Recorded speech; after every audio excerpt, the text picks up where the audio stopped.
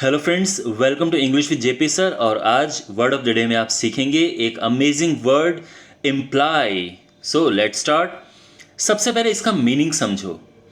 Imply का meaning होता है to communicate an idea of feeling without saying it directly. यानी कुछ बात आप कहना चाह रहे हो या कुछ बात आप कह रहे हैं लेकिन डायरेक्टली नहीं बोल रहे हैं, वो आप इनडायरेक्टली बोल रहे हैं। जैसे हम कहते हैं ना कि वो उसने ऐसा हिंट दिया, उसने ऐसा इनडायरेक्टली बोला, उसका ये मतलब था कहने का। मतलब उसने वो डायरेक्टली नहीं बोला है लेकिन उनकी बातों से ऐसा प्रतीत होता है, ऐसा संकेत मिलता है।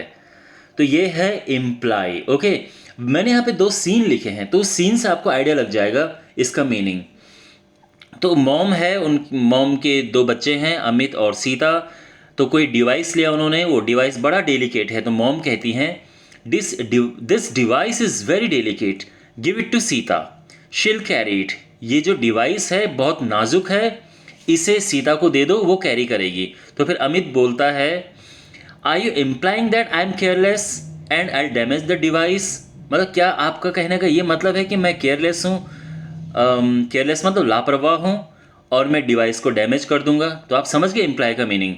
मीन्स मॉम ने डायरेक्टली नहीं बोला कि अमित केयरलेस है, अमित लापरवाह है, लेकिन मॉम का कहने का मतलब था कि वो लापरवाह है, इसलिए वो डिवाइस सीता कैरी करेगी।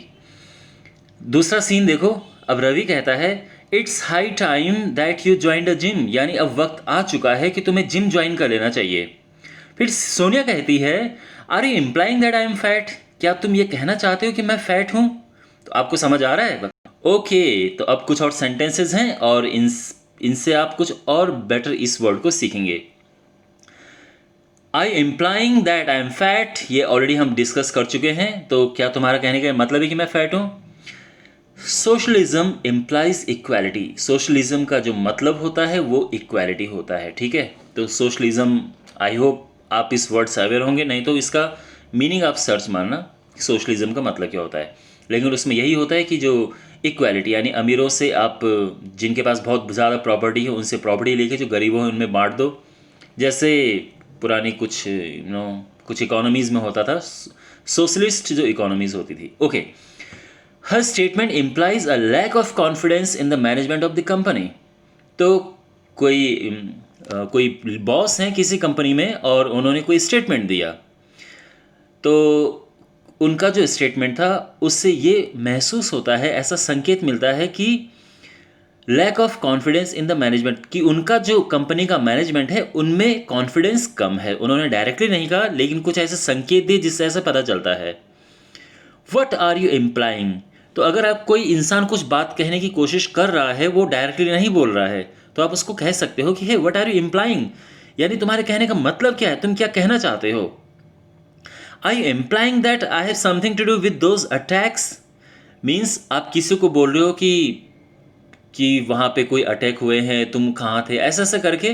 तो सामने वाला पर्सन कहता है कि क्या तुम्हारा कहने का ये मतलब है कि मैं उन अटैक्स के पीछे था।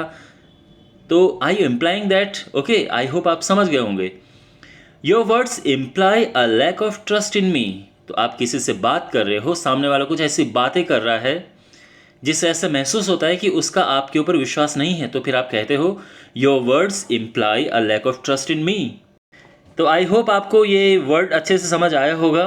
Still if you have any doubt ask me in comment box and subscribe to the channel, share this video if possible, and thanks for watching and see you in the next video.